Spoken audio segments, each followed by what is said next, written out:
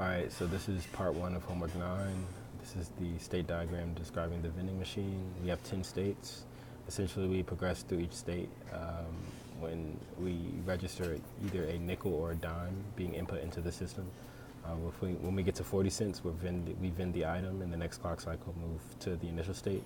If we do get to 45 cents, we return change to the user for one clock cycle, vend the item, and then go back to the initial state.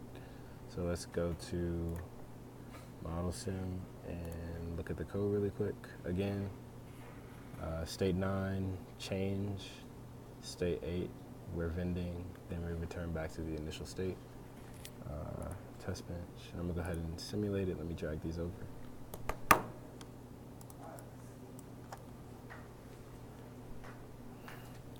All right, so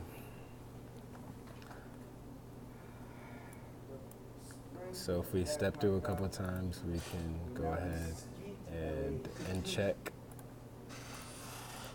the accuracy of it. So right here, we have the vending machine in state 0.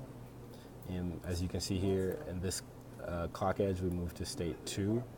This is a result of, if we look right before the clock edge, we see that there's a dime being input. Nickel is 0, reset is 0. So when the rising clock edge hits, it registers that we have 10 cents in the system, and we move to state 2. Again, before this rising clock edge, D is still 1.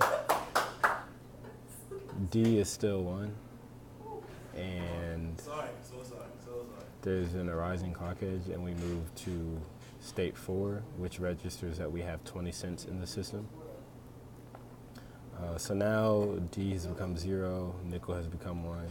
We hit the next state, and we go to state 5, which says that we have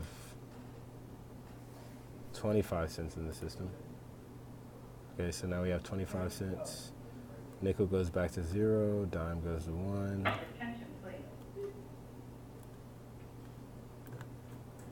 Okay.